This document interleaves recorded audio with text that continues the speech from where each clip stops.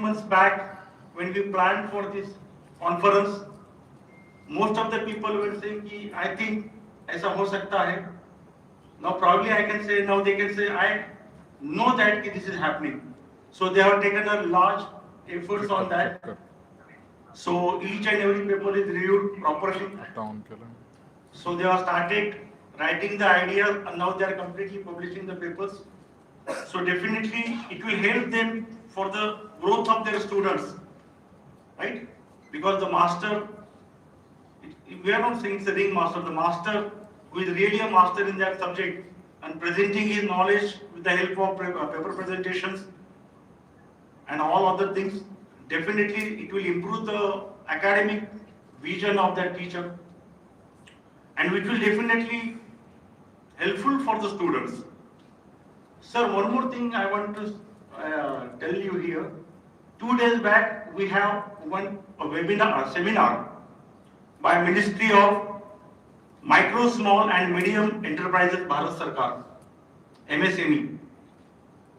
The people from Bharat Sarkar, a day before yesterday, they came to same auditorium and they have elaborated us patents, intellectual property rights, trademarks, copyrights. All these things they have been discussed in this hall. Almost 250 plus students were also participated. And I will happy to share you, they have already granted a Center of Excellence for my institute for the intellectual property rights. So IP awareness program. And now we are forming a cluster with Khandesh Industrial Estate, Dhule. And we are planning a conclave maybe in the month of June or July to share the ideas of industry people as well as academicians. So not but the least, we all are trying our best to give the best education to our children so that the quality of their education should increase. And these are the regular activities we are performing in our institutes, various events, faculty development as well as student development program. We have a yearly calendar. Even if the student is not there in the campus, but we teachers are there in the campus for 365 days, isn't it? So the students are with us only for 6 months in the year, 3 months for this semester, 3 months for that semester. But we are here for completely 12 months. So we are plan our things as per the 12-month schedule. Matlab students college mein hai ya nahi hai, but we are planning the activities for ourselves as well. So finally I will conclude, I will not take much more of time. We all are eager to hear these two fellows. So I will conclude that I am thankful to all my management people, those who have faith in us. They are always encouraging us to conduct such a large scale event. And finally, I will thankful to the guests. They have spent their valuable time and they have reached to Dhule yesterday evening only. So I am thankful to all of you. So attend your track-wise presentations at the respective venue. So I will just brief you, sir. There are 3 tracks: engineering and technology, management and commerce, and applied sciences. So we have planned this conference for 80 papers, only 80 papers, to maintain the quality. So we have received 100 papers. So out of 100, they are divided as per the track. So engineering technology have 53 papers, 22 papers for applied sciences, and 25 papers for commerce and management. So sir, Dr. sir, Deore sir, so while we are visiting to the track, the event where the papers are presented, that time all the head of department will give the details, what type of papers we are issued, whether they are reviewed paper, journal papers, or branch-wise, the detailed things will be explained to you at the time of your visit to the event. So thank you very much.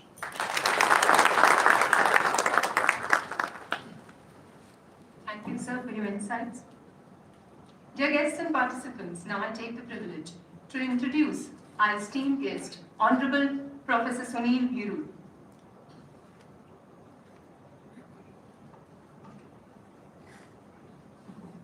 Sir has got a very extensive profile. I'll try my best to present a brief version. Dr. Sunil Dhule, a distinguished academic leader and researcher, currently serves as the Vice Chancellor of COEP Technological University. A professor of computer engineering with over 36 years of experience, Dr. Dhule has made significant contributions to academics, research, institutional leadership, and policy development in technical education. Prior to his role, Dr. Dhule held several key leadership positions at VGTI, including Director, Deputy Director, Registrar, and Head of the Computer Engineering and IT Department. He also served as Registrar and Additional Charge at the University of Mumbai. At the national level, he worked as advisor at the AICTE New Delhi, where he headed major portfolios such as e-governance, legal affairs, and vigilance. Dr. Dhule's academic and research interests include image processing, data mining, and machine learning. He has played an important role in curriculum development, mentoring institutions, and promoting innovation-driven education.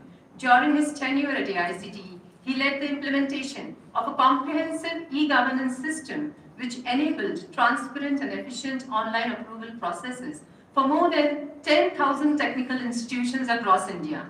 He has also contributed significantly to the development of ICT policies and digital initiatives at the University of Mumbai.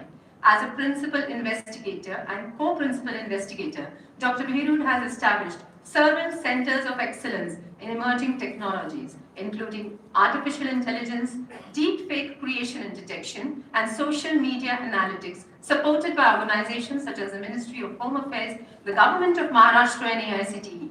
An accomplished researcher and mentor, Dr. Dhule has guided 19 PhD scholars and published numerous research papers in reputed journals and conferences. He is a frequent keynote speaker and expert resource person at national and international academic events. His contributions have been widely recognized through prestigious honors such as Scotch Order of Merit Award for e-governance in 2014, the Silver Edge Award for the AICTE e-governance project in 2010, and the Honorary Fellowship of the ISTE in 2021. Through his visionary leadership and commitment to academic excellence, Dr. Dhule continues to play a vital role in shaping the future of technological-driven education and research in India.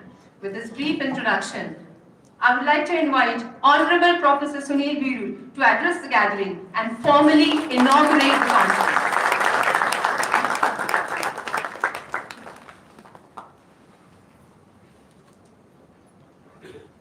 Good morning.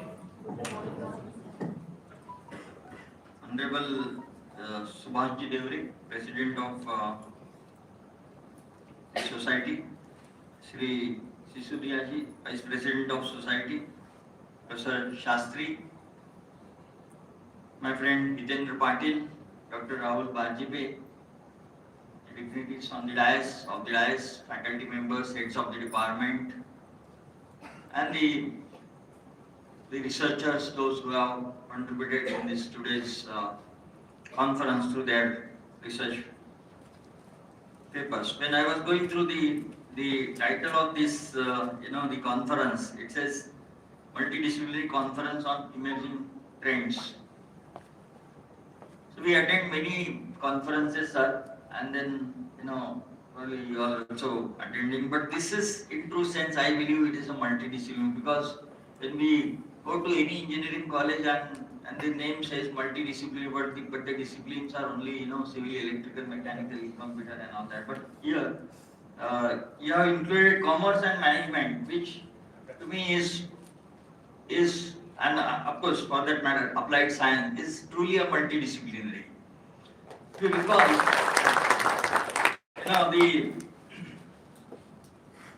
the National Education Policy 2020 says multi-entry, multi-exit is one pillar. The other one is multidisciplinary education, and with emphasis on research and skills. I think you have taken up that multidisciplinary in a true sense. Many people, they misunderstood multidisciplinary.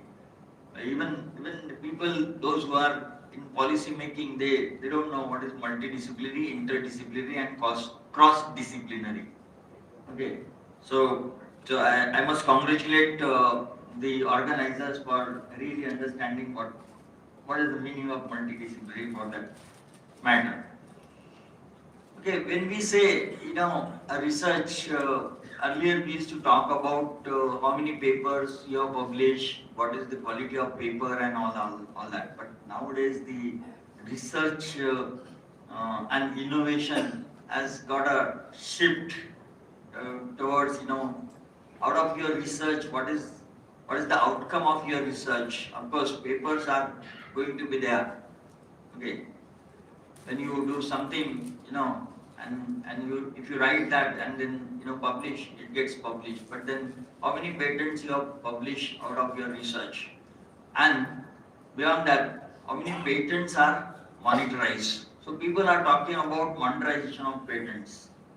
Not even number of research papers, the number of patents, but then how many patents are actually converted into a product, and product is a sellable product. How much money you have got. I always tell my teachers, you have selected or you have chosen this noble profession, but you should retire as a millionaire at least, because not from salaries, apart from salary, you should at least earn millions of rupees from your research, what you do, maybe in the form of research consultancy, research projects, and what it may be. So that is what. So if you see worldwide, around 10,000 patents are published per day. Okay, in India, 1.1 lakh patents were published in 2024, and out of that, around 90% they were from industry, 6 to 7% from academia, and so on. So there is a huge scope for academic fraternity to publish patents and monetize through patents.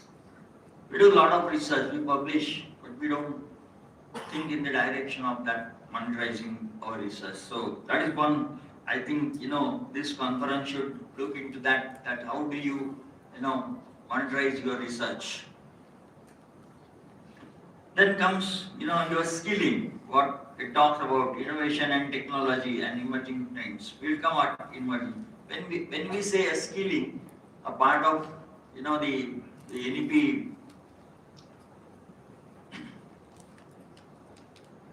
So in a span of, maybe when I see all of you, they are all of, 45 plus, I see many of you. Yeah.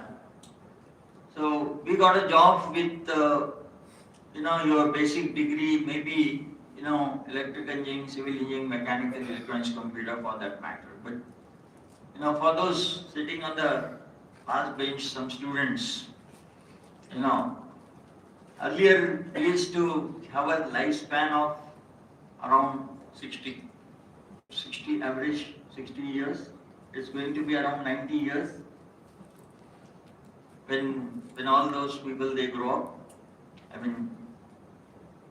And then in this 90 years, the retirement age earlier was around 58, 60 years. For them, there won't be any retirement age. For the Gen, G, Gen, Alpha, and Beta. Okay, so the retirement, there won't be any retirement age for all of you. And during your total lifespan, now, maybe it is said that you will change your 3 jobs. You'll have 3 jobs, not change, you'll have 3 jobs. Now, so, and in those 3 jobs, different jobs, every year you'll have to acquire different skills or add on with your existing knowledge with additional skills. And how do you get those skills? And how do you know that what is the new area, what are the new trends, what is the emerging area? And then you come to know, or you can, come across all those new trends through such kind of conferences where people come together, they discuss, they meet, and then understand what are the new areas, what are the new technologies coming, and so on. For that matter, again, I will congratulate you to have a very scrupulous scrutiny of the research papers and making it, I believe, mandatory for all of them to come and present. You know, okay. Yeah, but then nowadays what is happening is even people like me and us, we try to avoid going for conferences and say, oh, if it is going to be online, that's fine for me. But then, actually it's not good.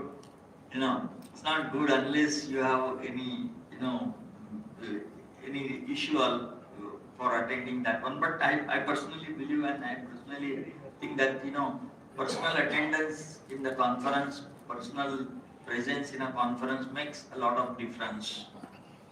We have already witnessed that during COVID, you were taking a classes, but what students were doing, nobody knows. Whether they were attending or they were, that was just on and then, okay, that's all. So having said that, this conference will definitely give you an idea for your research, and those who are doing research, they will understand, they will come to know that, how can you use the knowledge of other discipline, how can you use the concepts of other discipline in your area of research and so on. So far as emerging trends is concerned, there are a lot of discussions going on regarding the emerging trends. One of them is, of course, every day whenever you open your mobile, you get AI. You just switch on your television, you get a news that this company has sacked so many employees and so on. It's all AI. Specifically after 2022, after that ChatGPT was made available to the world, this AI has become a very common word and known to almost everyone. And this ChatGPT was made free initially. What is the reason why it was made free? Like, Jio was also free. Jio when started, they gave free. Yeah, you get addicted, that is one. But for ChatGPT, the reason is different. See, ChatGPT, for that matter, many of those applications which are made free, and specifically AI-based applications, they are all data hungry. Okay. And specifically AI-based applications require huge, humongous data to train themselves. And India is the country which is generating huge data every second. We just don't bother. You just take a picture and put it on social media. Without knowing what is going to be the consequence of putting your photograph on a social media. Almost everyone's identity in India is disclosed. You cannot say, my identity is intact, my passbook and my, the amount in your bank is only known to you. Rather, I will say, it's not known to you only, it is known to the entire world. So that is what, that this AI is going to make our life more and more difficult. See, speech, you can create a speech, you can create a photograph, you can, embed speech and photograph and all that, deep fake and all that, you all know stuff. So this is going to impact the life of every one of us. So these emerging, technologies specifically which are dependent, which use AI tools, they are going to change the entire, the entire,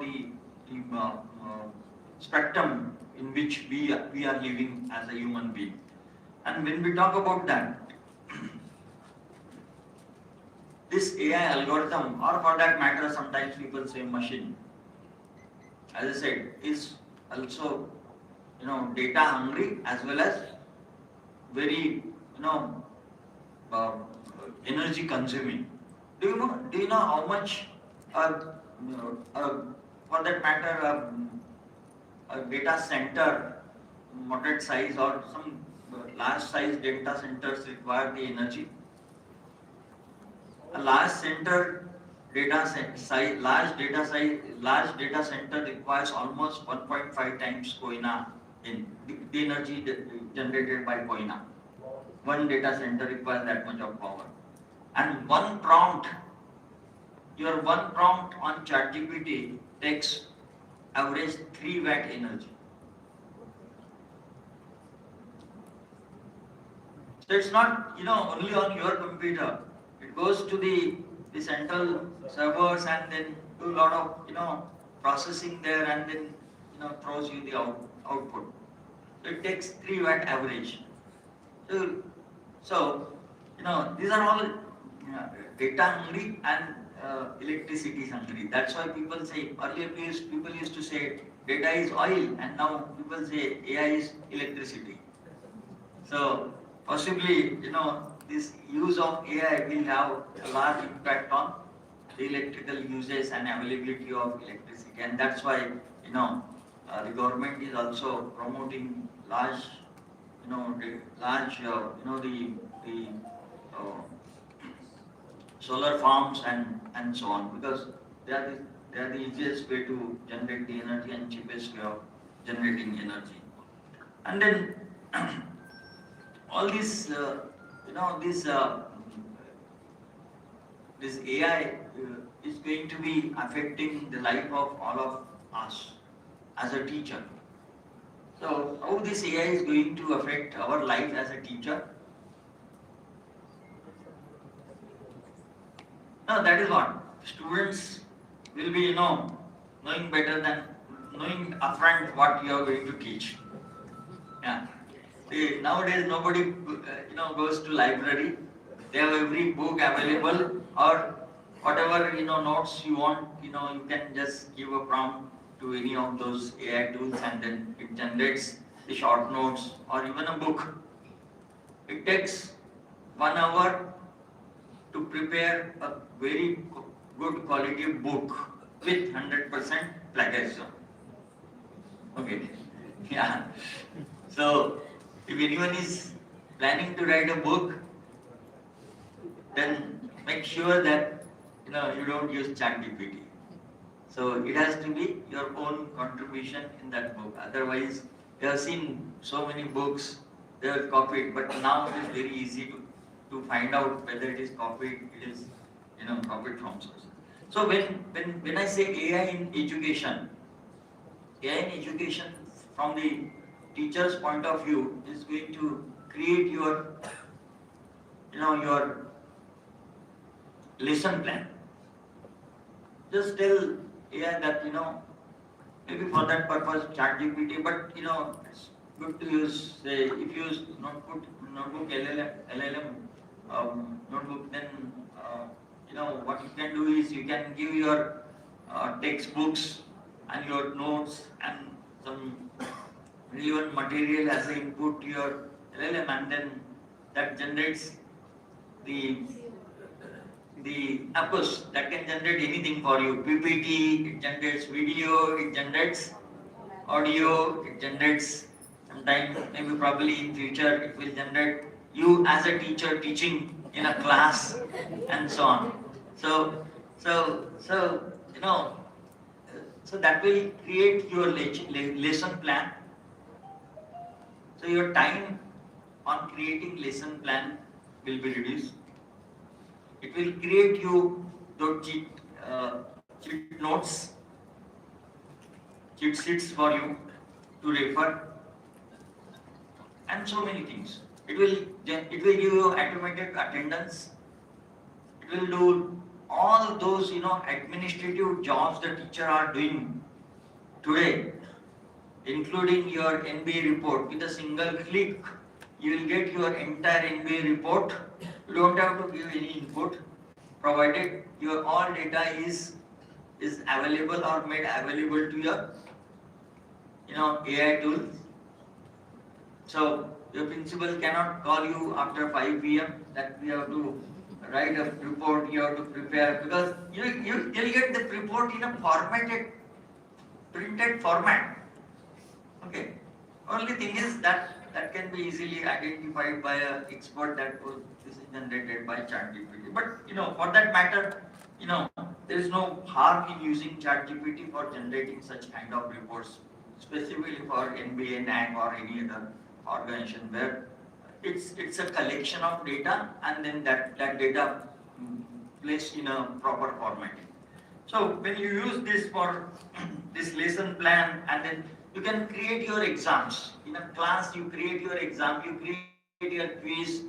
So it will create a quiz, and then it will create the question paper. Say you say, create me a 5 questions quiz, and then maybe those 5 topics, and then it will create multiple questions of same level same question asked in different way with the answers which are again scrambled, and then that can be given to the students in a class, and during your class only student can give their quiz and so on. So you don't have to waste your time in creating those questions and then distributing and all that.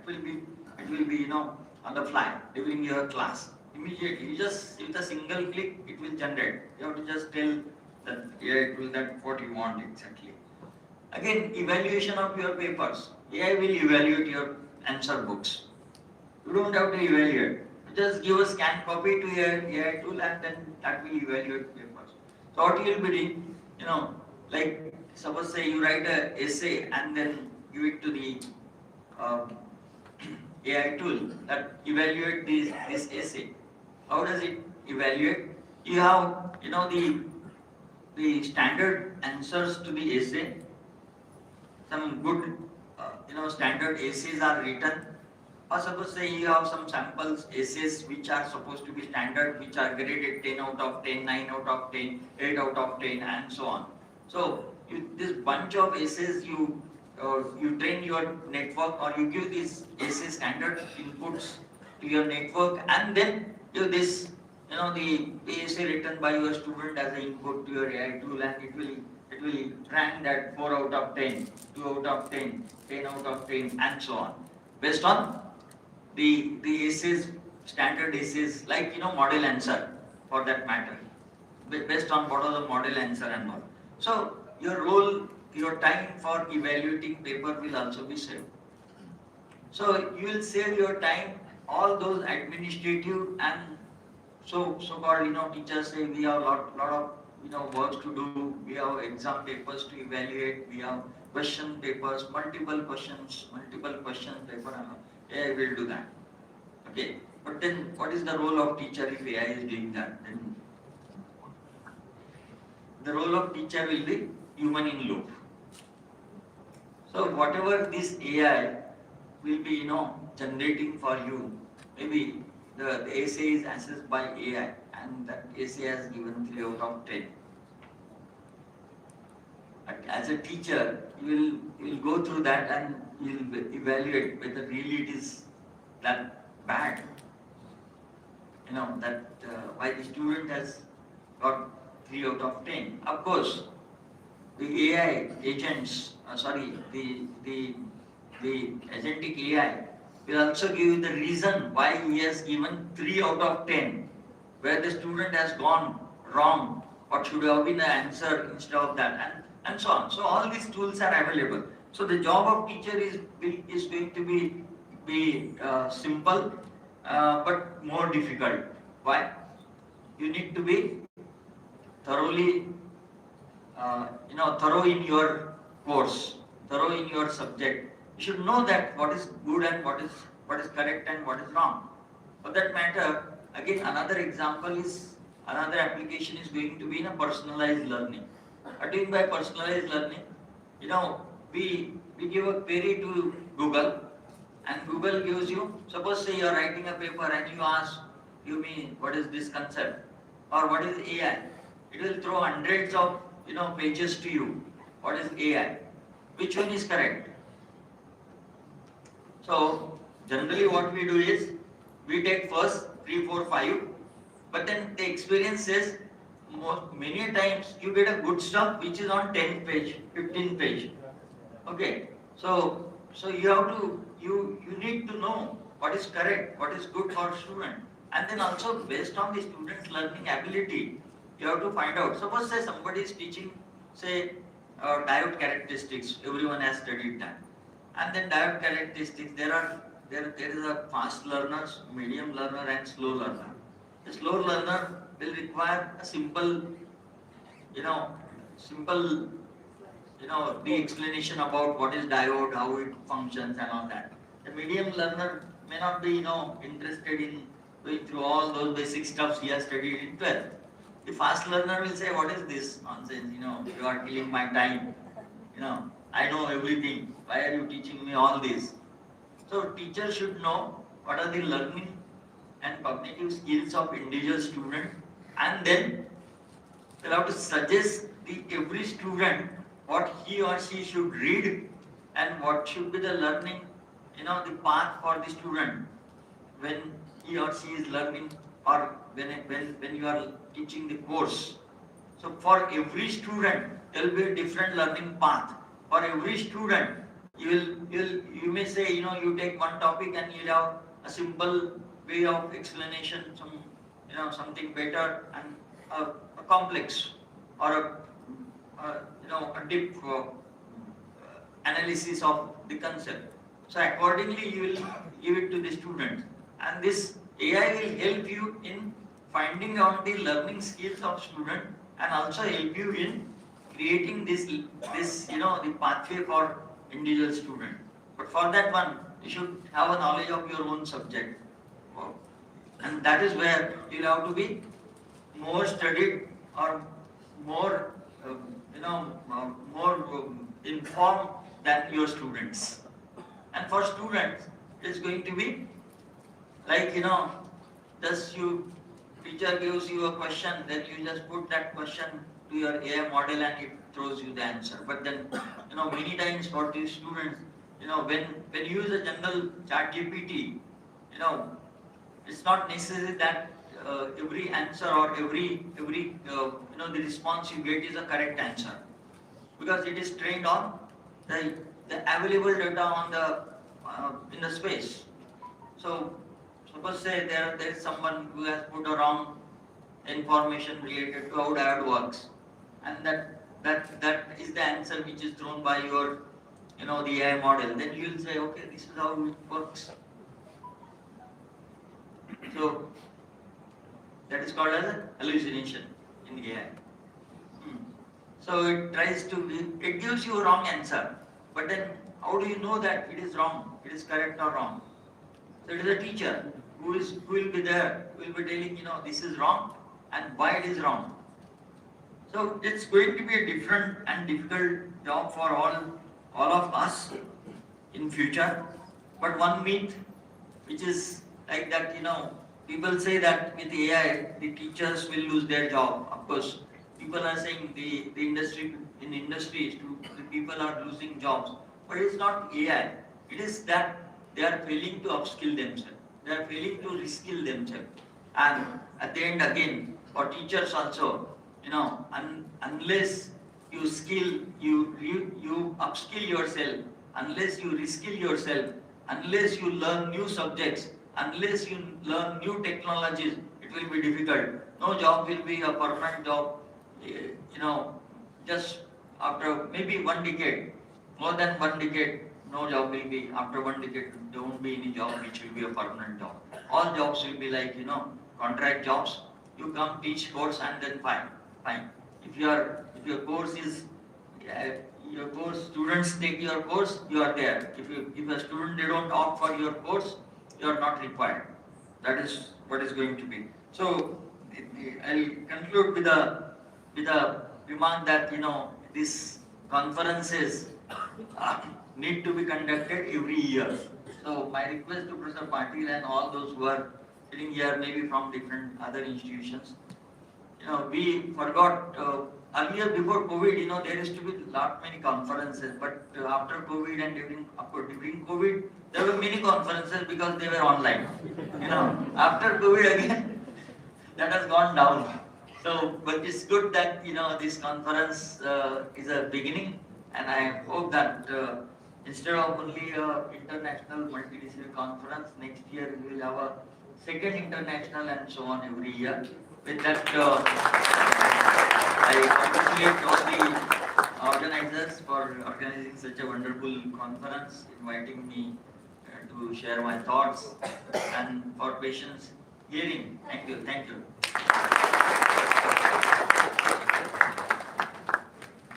Thank you, sir, for sharing your valuable insights. And just for your information, I would like to share you, sir, about the AI tools that you were talking about. Just last month, we had a training of we have the digital interactive panels at our place, and they have their application app installed. And for the updates, we had a training. So the app already has a feature that if we just give a topic, the AI assistant is going to generate the multiple choice questions, subject, whatever the teacher wants. So we need not even go to ChatGPT for getting it. So sir has very beautifully highlighted the importance of AI in the lives and career of teachers, and provided a lot of food for thought to everyone present here. Thank you, sir. Now we move on to another important moment of this inaugural ceremony, the unveiling of the conference proceedings. May I now request our esteemed dignitaries on the dais to kindly unveil the conference proceedings.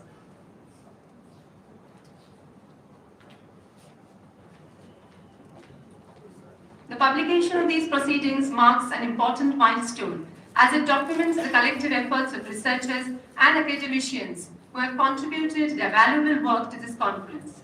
It is a reflection of the innovative ideas that this conference seeks to promote. I request everyone for a huge round of applause as our respected guests unveil the conference proceedings.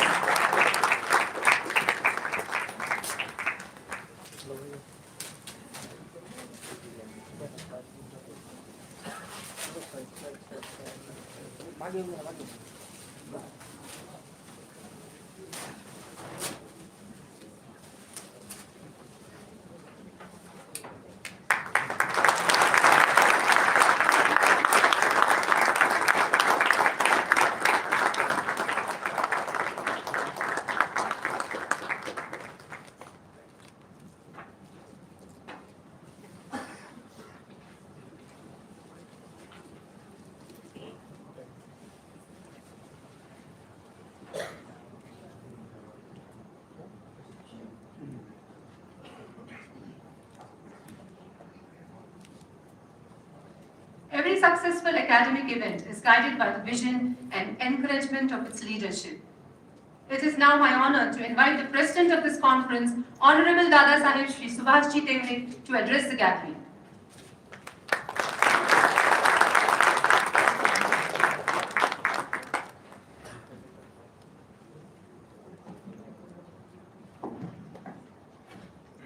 आजच्या या conference करता उपस्थित असलेले पाटण विद्यापीठाचे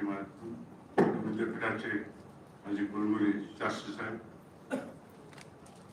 ज्यांनी आता आपल्याला या ठिकाणी मार्गदर्शन केले, त्यांचे सगळे विचार आपण ऐकले, ते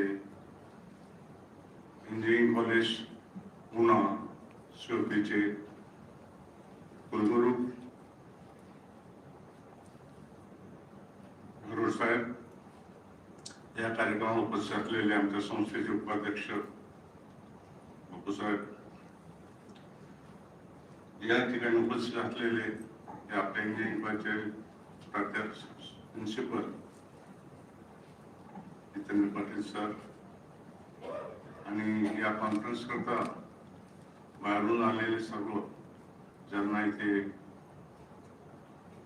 पेपर पब्लिश करायचे आहेत, त्यांच्यावर त्यांना नवीन दिशा द्यायची सर्व प्राध्यापक, त्या कॉलेजचे सर्व HOD, त्यांचे सर्व सहकारी मित्र, आजच्या कॉन्फरन्स करता आपल्याकरता 2 गेस्ट आलेले आहेत. पेरूड सरांचं आपण भाषण ऐकलेलेच आहे.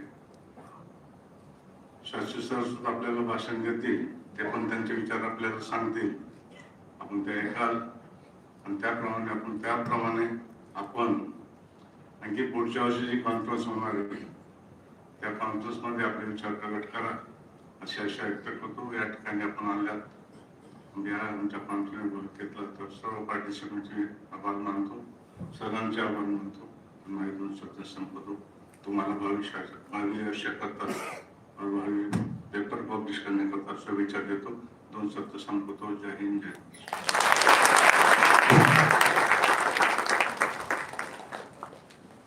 Thank you, sir, for the motivation.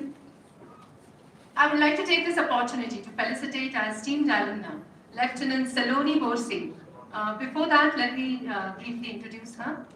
Lieutenant Saloni Borse is an alumna of the Civil Engineering Department of the 2023 batch. It is noteworthy. Please, I just request Saloni Shah.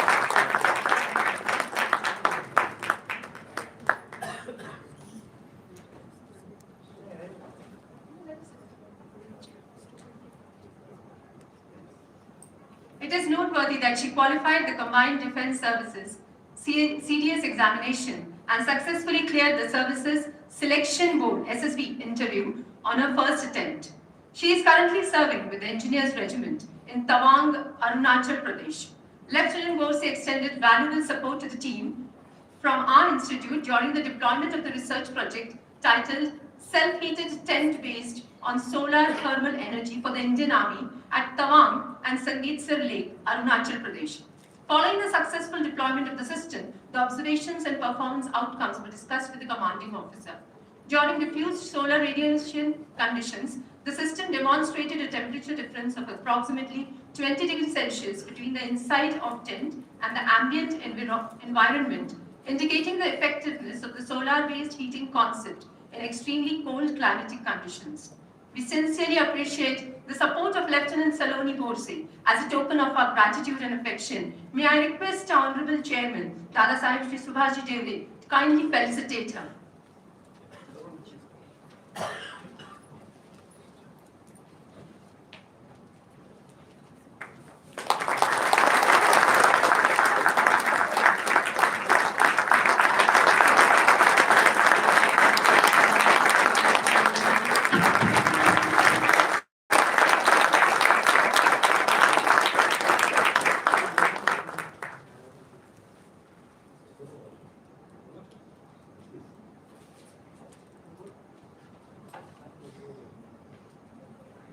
Okay, I would like her to share some thoughts.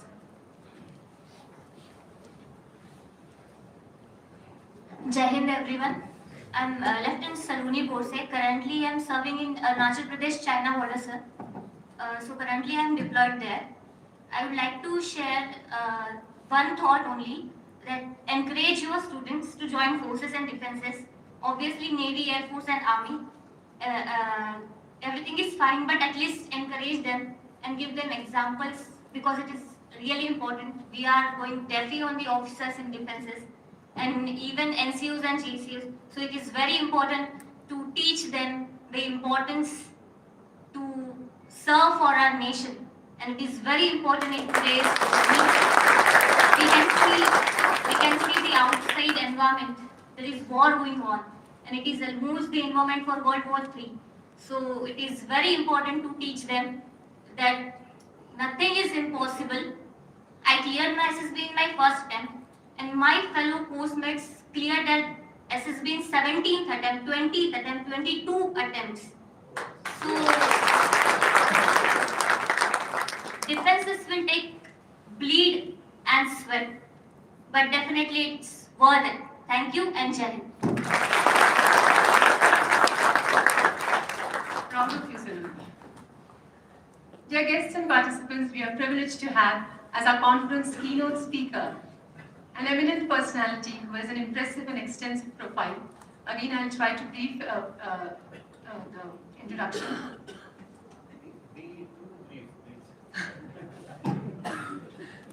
Sir, I'll try my best. No, sir, let everyone, please, I'll try my best to cover it fast. Dr. Vedla Rama Shastri, BE MTech PhD from IIT BHU, is a distinguished academician and mining engineering expert with nearly 4 decades of experience in teaching, research, consultancy, and academic leadership. His academic career spans 7.5 years at IIT BHU and over 31 years at NIT Karnataka, where he served as professor in the Department of Mining Engineering. In recognition of his outstanding contributions to mining education, he was honored with the Luminary in Mining Education in India Award in 2017 by CSIR, Central Institute of Mining and Fuel Research. Dr. Shastri has held several important academic leadership positions during his career. He served as Vice Chancellor of Dr. Babasaheb Ambedkar Technological University, where he initiated major academic reforms aligned with the NEP, including the introduction of minor and honors degree programs, credit transfer systems, and innovation-driven learning initiatives. Under his leadership, the university strengthened its academic processes, expanded research culture, and successfully implemented large-scale online examinations for thousands of students. He also served as Dean, Core Engineering, and Director of the School of Technology, Hyderabad, at Keetam deemed to be university, where he played a key role in strengthening academic programs, introducing industry-oriented curricula, enhancing research activities, and promoting innovation and entrepreneurship among students. At NIT Surathkal, he held several key administrative roles, including head of the Department of Mining Engineering, Dean Students Welfare, and head of training and placement, contributing significantly to institutional development. Dr. Shastri's research and consultancy works spans geotechnical and rock engineering, tunneling, blast design and controlled blasting, rock dredging, and infrastructure engineering. He has handled 16 R&D projects and over 221 industrial consultancy assignments for major organizations such as Bangalore Metro Corporation Limited, GAIL India Limited, Mangalore Refinery and Petrochemicals Limited, Kudankulam Nuclear Power Project, Indian Navy, and several leading mining and cement companies. A committed researcher and mentor, Dr. Shastri has guided 10 PhD scholars and 52 MTech students and has published over 198 research papers in national and international journals and conferences. He has also edited 10 books and proceedings, delivered over 65 expert lectures, and holds a patent on harnessing electrical energy from blast-induced ground vibrations. Dr. Shastri has received several prestigious recognitions, including the Dr. Rajendra Prasad Gold Medal and Hindustan Zinc Gold Medal from the Institution of Engineers India for outstanding research publications, a Fellow of the Institution of Engineers India, and member of several professional bodies. He continues to contribute actively to academic development, industry collaboration, and technological advancement in mining and geotechnical engineering. Today, we are privileged to have such an eminent personality with us. May I request Honorable Professor V.R. Shastri to kindly come up and address us.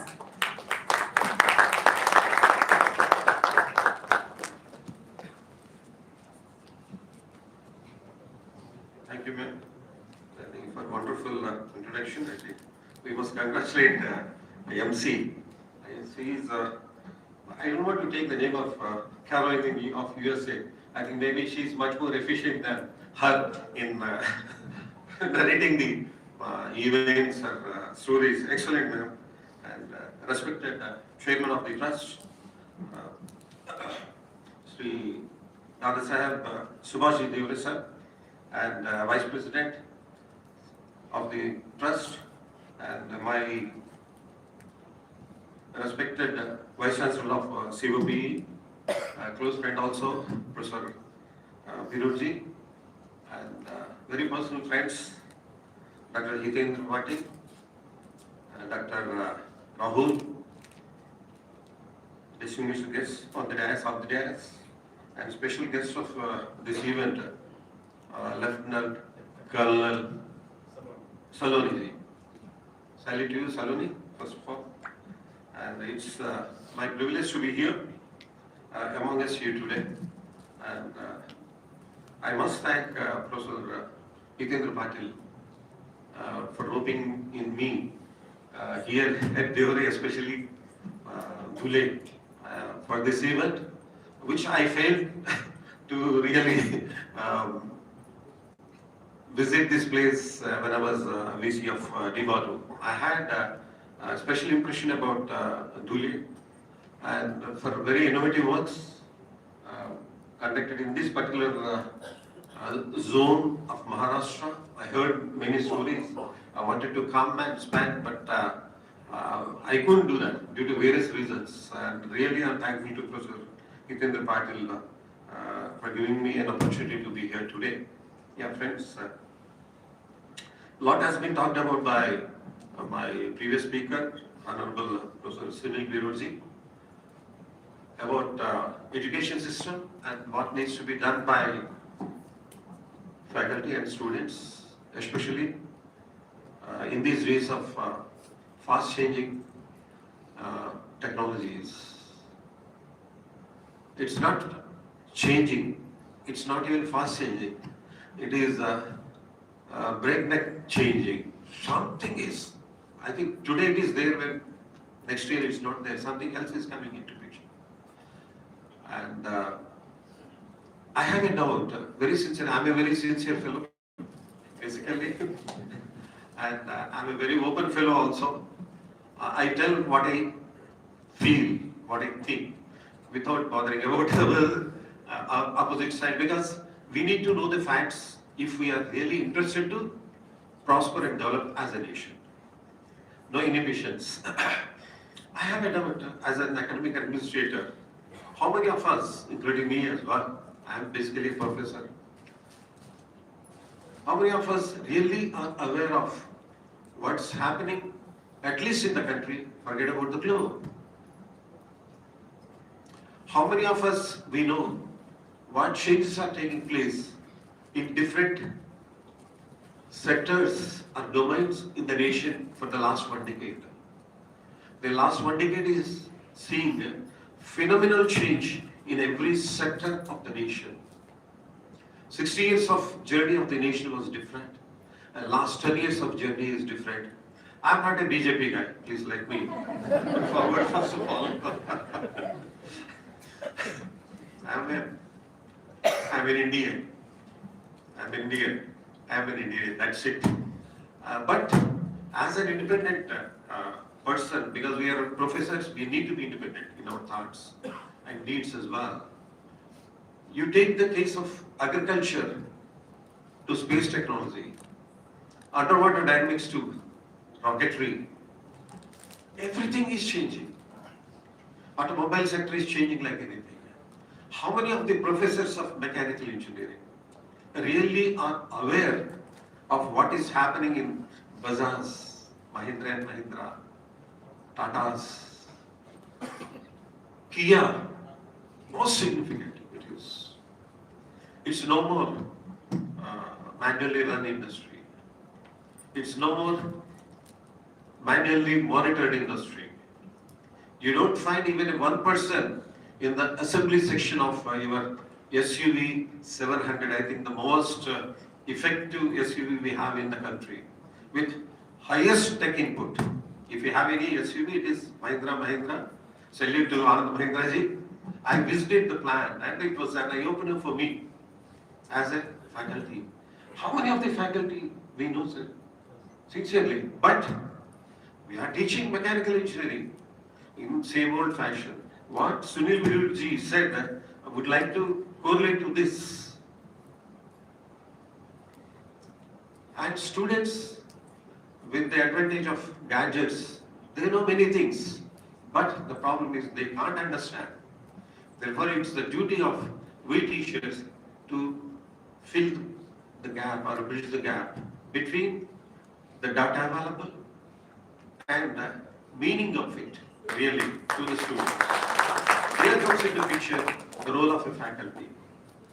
I strongly feel, and I always believe that so many changes are taking place in the globe at the national level. People talk about innovations, patenting, so many things. I've seen all these things.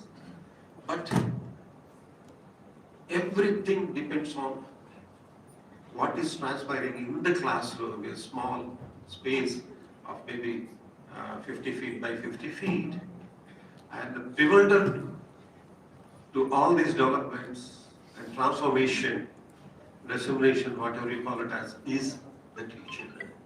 Unless teacher is empowered, whatever we talk, it's going to be superfluous to me. I may be excused for making such a comment.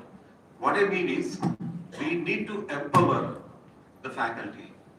And the conference titled that with a multidisciplinary approach of emerging trends in research, innovation, and technologies is quite relevant. And I feel people coming from different parts of the state, at least, are going to deliberate on various aspects related to technologies. And I don't find nowadays difference between an engineering department and a science department. Still people have the habit of distinguishing between these two. And tomorrow's world is going to be quantum computing, quantum technologies. I think without the help of physics person, chemistry person, and mathematician, no engineer can do anything. And I want to take many examples. I would like to keep up the time of 20 minutes given to me.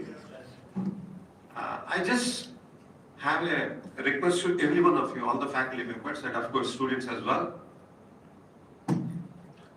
to please see the thrust areas given by different ministries. DST, you have Minister of Earth Sciences. People have a feeling that it's the job of a mining engineer or a geologist. No, it's no. Recently there was an advertisement by the Ministry of Mines. Ministry of Mines I'm talking about. Mine means you feel that a fellow like a rat will go underground and do something and take out something. It's no more. It's full of automation and processing, especially in these days of wars taking place, conquering of other countries is taking place. The root cause is natural resources, especially rare earth minerals. Russia is pounding Ukraine to grab rare earth, and Trump is trying to mediate and have a deal with Ukraine to have all rare earths deposit zone given to him, and conquering Venezuela for oil. Future is going to be mines, rare earth materials. Without rare earth materials, I think we can't imagine to have a mobile. Without mobile, I think there is no life today. It has become a part of our body and mind also, unfortunately. And every gadget you need to have these things. So,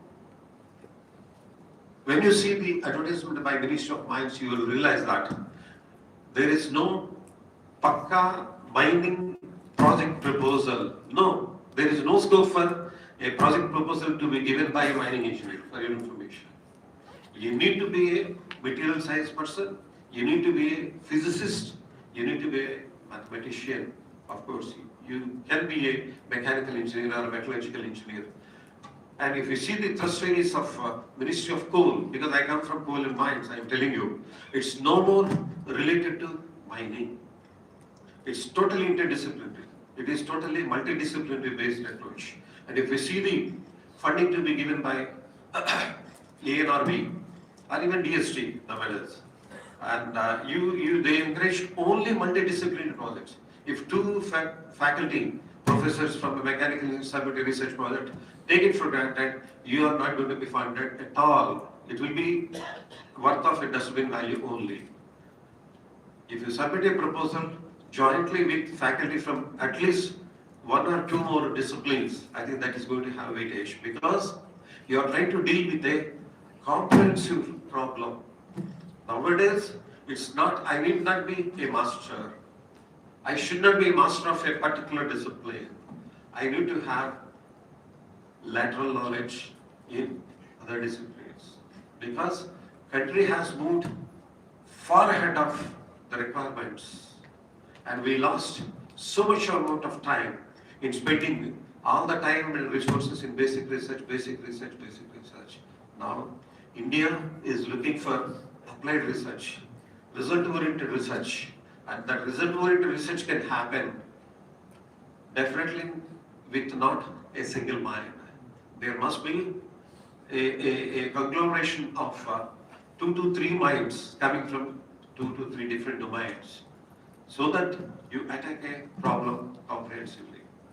So is the case with consultancy as well. So try to, my request to all the leaders sitting here and direct to the audience, the faculty members, is try to cultivate the culture of having multidisciplinary research. Try to collaborate with other departments, which is very, very important, and which I made it a mandatory sort of thing recently, last couple of years, at a private university in Andhra and Telangana, Geetam University, which is spread over Karnataka, Bangalore, Hyderabad in Telangana, and Visakhapatnam in Andhra Pradesh. I made it a point as dean that I will not forward any research proposal if it is coming from a single department. No, there must be. And scope is tremendous. Scope is just tremendous. You touch aerospace or space technology, I think India is going to be second, I think, if I'm not wrong, largest sector in the world in space technology in years to come. And lots of foreign companies are coming, and Hyderabad is becoming a major hub. And recently, I think, with the initiation of our Honorable Prime Minister Narendra Modi ji, I think Brazil Bombardier aircraft, I think MOU is signed. You know, Bombardier aircraft, it is a small aircraft with 72-seater, connecting small cities. It is a type 2 city connectivity is provided by ATR and Bombardier, these two. And they are going to manufacture Bombardier aircraft in India. And Bangalore is going to be the place, and Hyderabad is providing the backbone for aerospace industry in the country. How many of us we know? Because it was new to me also. After moving to Hyderabad from Bangalore, I came to know. And we have a company known as Skyroot. Sky and Root. Skyroot company, started by, Sir talked about innovation and startup related and commercialization of ideas. We have a company started by 5 guys of about 36 to 40 years age. Five guys. One of the guys is a director. I know him very personally. He has become a close friend of mine. They worked for 5 to 6 years in ISRO, Bengaluru. Then they resigned and pulled up money of 5 crores, initiated the startup known as Skyroot. And I think 3 to 4 months back, the Skyroot space, innovation space, was inaugurated by our Honorable Prime Minister in Hyderabad. And it is, what is the speciality? It is the first private rocket launching company in India. I think, like madam, I don't know your name, we need people like her for storytelling, collecting the information and passing on to the students. Initiate the brands is very, very important nowadays. And Hyderabad is hosting. I'm not boasting because still my heart beats first for Varanasi, my alma mater, Banaras Hindu University, and where I started my career. And next my heart beats for Karnataka because I spent whole of my time in Karnataka. Though I'm basically a Telugu fellow, I never consider myself as a Telugu guy. And even now my heart beats for Dimapur. Sincerely, I share, I dream, my friends. I still have lots of dreams coming unconsciously. It shows a lot of attachment, and then I have developed tremendous amount of attachment to the state of Maharashtra. Maharashtra is really Maharashtra. It is full of innovators, full of knowledge, and power ball of India, economic ball of the country, and fantastic ambience and environment. Therefore, I appeal to each one faculty sitting here, and through you many more, that we need to first of all know what is happening. And automobile sector, if you take, as of today, we are the third largest automobile industry in the world. And by 2030, the plans are to become largest EV producer in the country, in the world. Are we producing really industry acceptable students to take advantage of these things? I don't know. It's a question mark. And each one of us will have to question ourselves. There is no specific direct answer, but we need to start thinking. As I told, if you visit, I appeal to the management and Professor Patil to take your faculty to some of these plants. I feel the mechanical engineering in the production of SUV 700 or any other vehicle by any other company, maybe 30%. Maybe 30%, doubtful. 70% is run by control systems and sensors. Assembly line is zero. Zero engineer will be there. You don't find a person at all. And imagine how many vehicles are coming a day from these plants. Then you will realize the level of automation. India has already transformed, sir. An electric auto is coming out.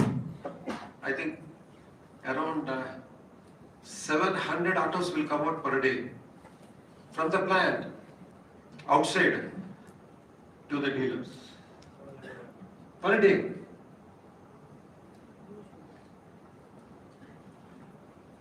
What level of automation is required to work with such an efficiency? So it is totally a multidisciplinary based production unit with the combination of mechanical, electrical, electronics, and of course, computer people sit above every one of us to control everything with their softwares. It's something like that. So, what I mean is, for the information of President sir, Chairman sir, I made it mandatory for all the faculty of Geetham University in core engineering to go for faculty internship. Have you heard of?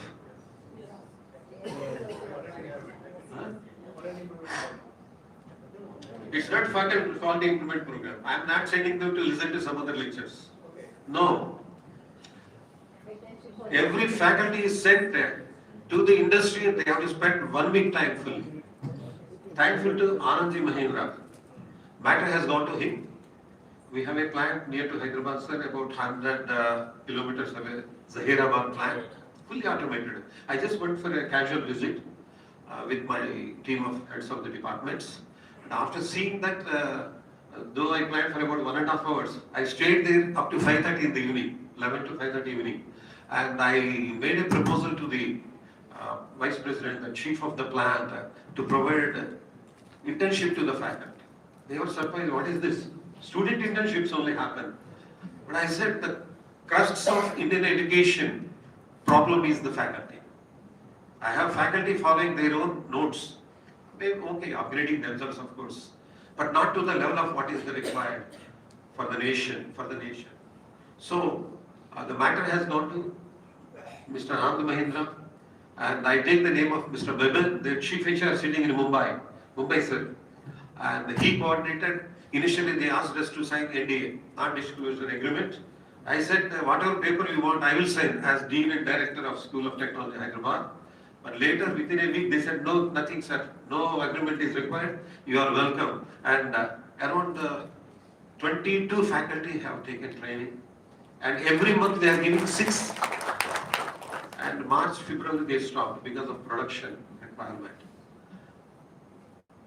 So India is changing at that pace. And I think every one of you will agree with me. You can't find a stretch of about 30-35 kilometers road stretch in the country where something or the other work is not going on.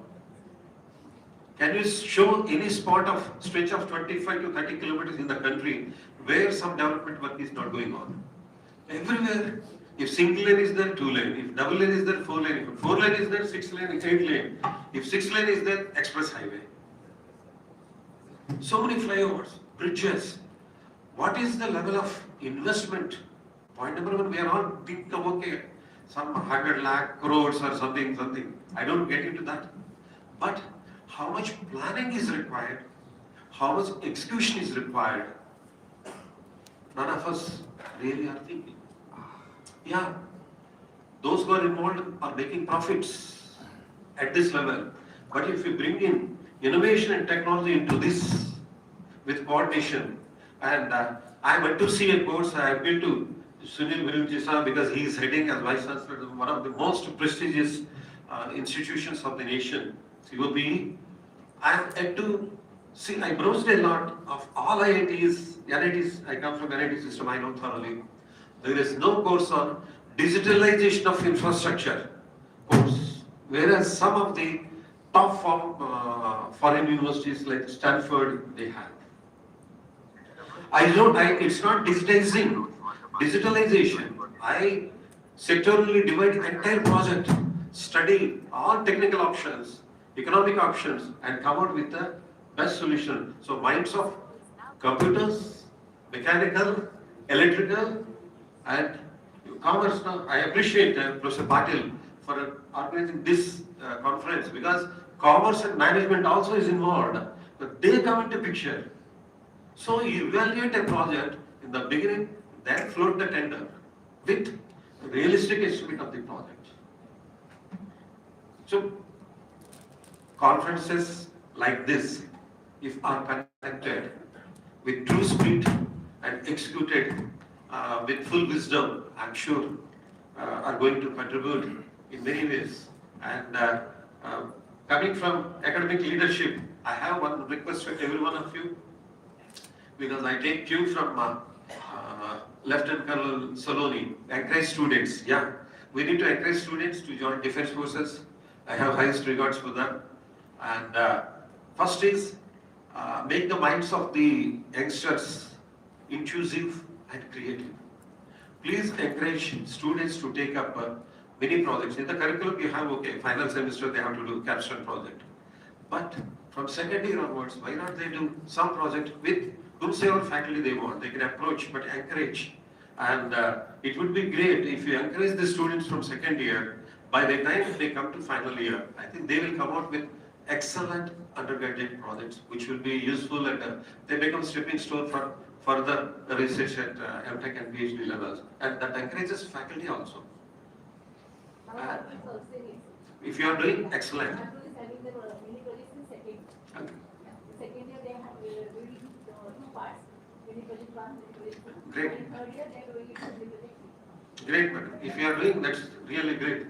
And many stories are there, many more stories are there. I think due to paucity of time, I'll stop it here.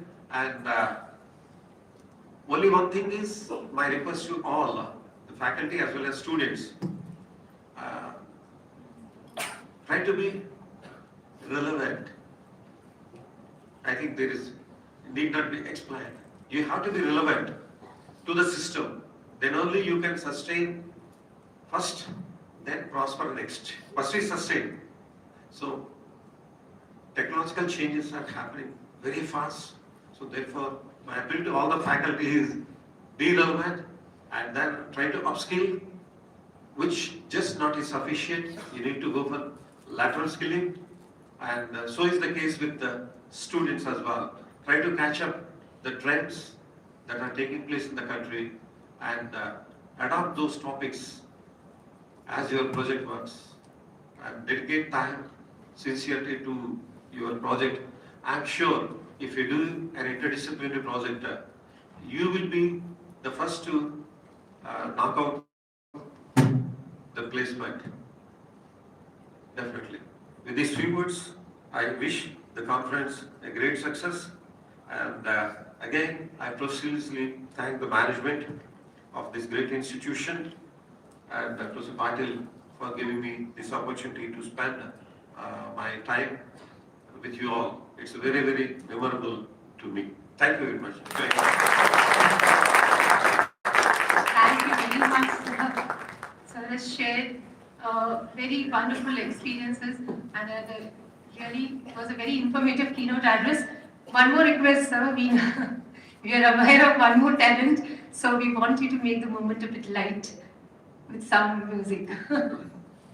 Sir sings very well, so a request to sir. Please, sir.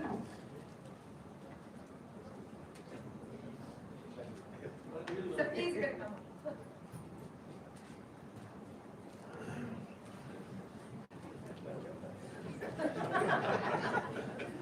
From technology. This is Making the comment. a technical event. Okay. It's cultural event.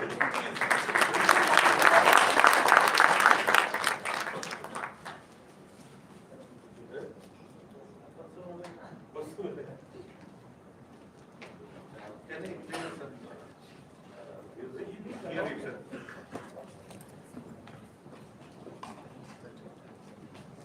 I'm a bathroom singer only. I don't have any training.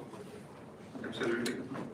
Used to really hear radio in our times and sing along with that. That's how I just learned how to sing.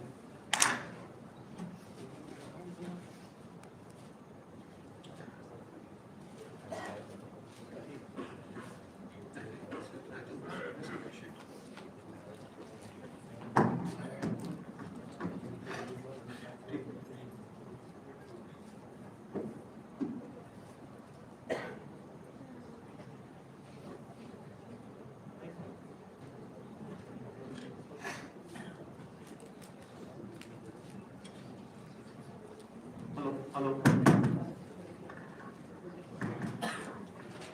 Okay. I'll just try to sing one good old melody of Rajesh Khanna.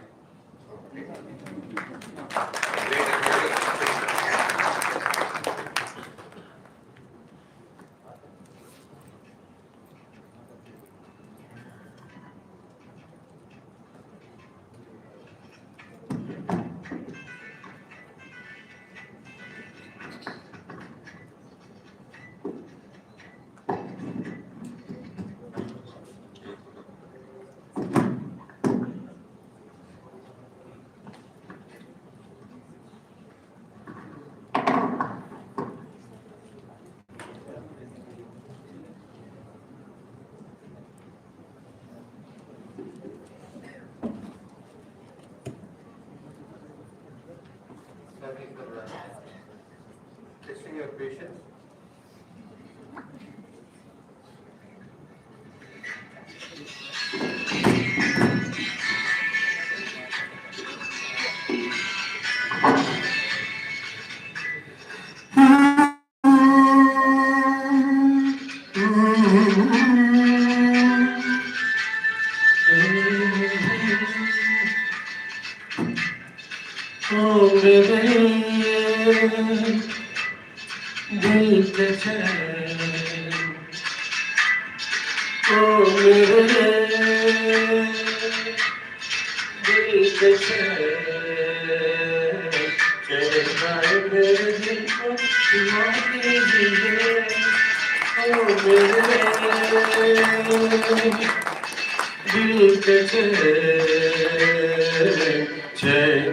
मेरे दिल को दुआ कीजिए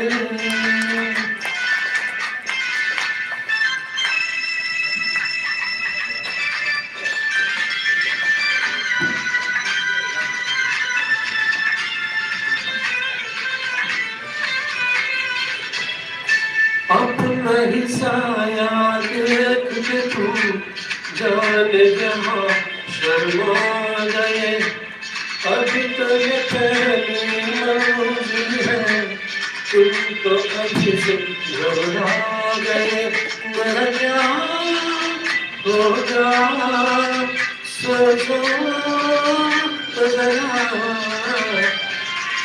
हाथ से ना बढ़ा कीजिए ओ मेरे दिल के चैन आए मेरे दिल को दुआ कीजिए. Thank you very much. Huge round of applause. Thank you, sir. Too good.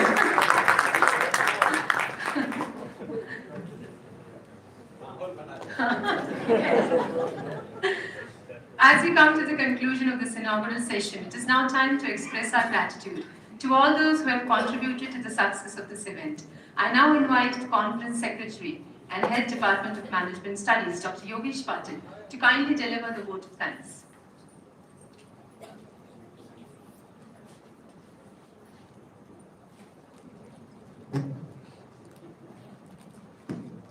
Thank you, ma'am.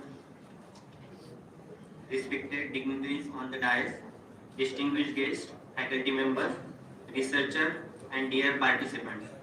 It is my proud privilege to propose the vote of thanks on the inaugural function of this international conference.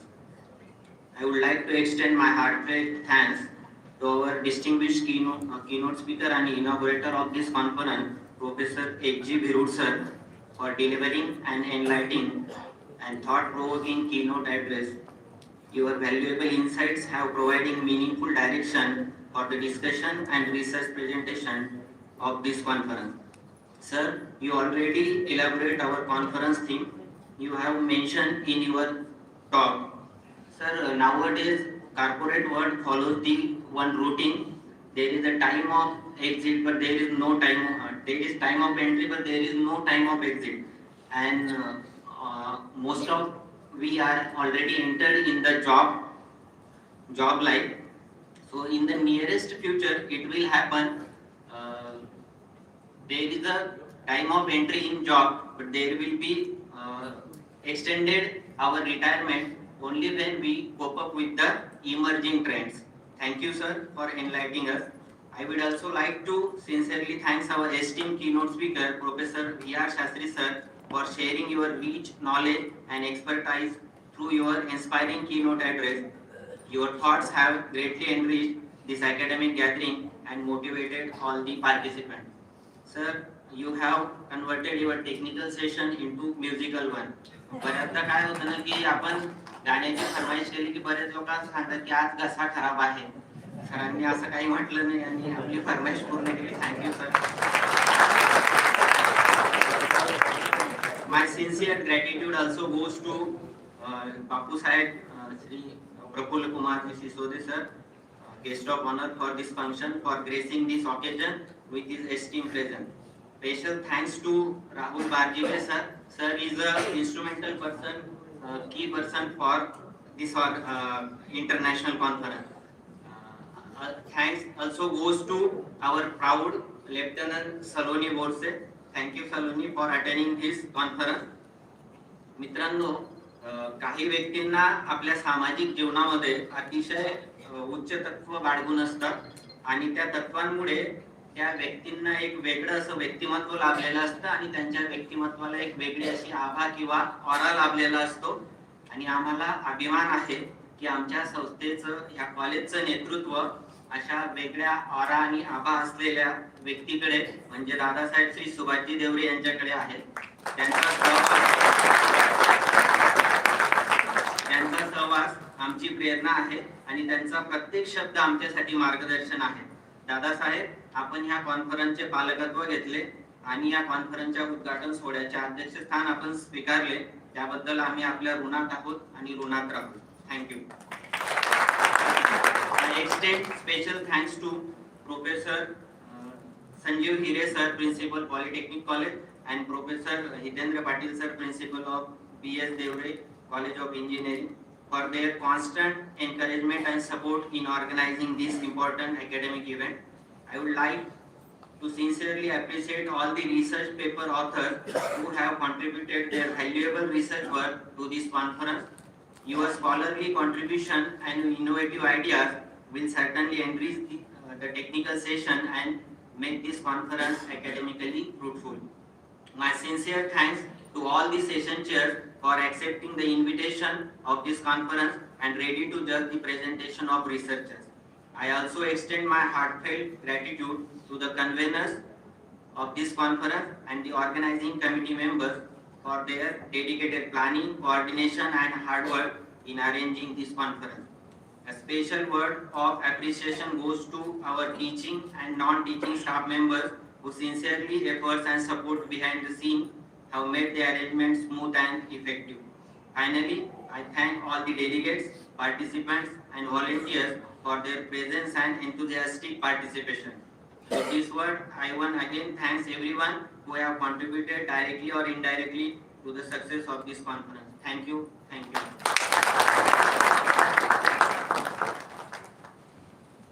Thank you, sir. We now look forward to the exciting technical sessions ahead. But right now, we formally conclude the inaugural session of the conference. May I request everyone to please stand for the national anthem.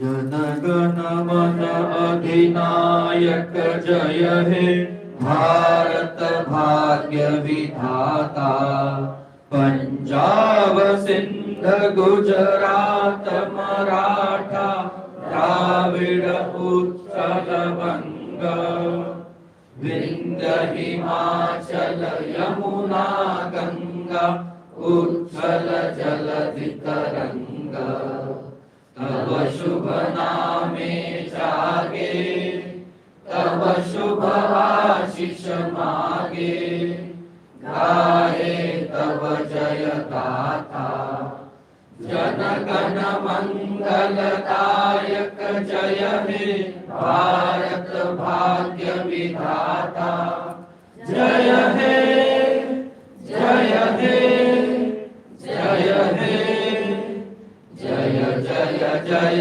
जय हे भारत माता की जय। Now, for a break of 10 minutes, all the participants are requested to kindly assemble for the conference presentation sessions at the following venues in the administrative building. For track 1, engineering and technology, room number 8301. For track 2, applied sciences, room number 8306. And for track 3, commerce and management, room number 8212.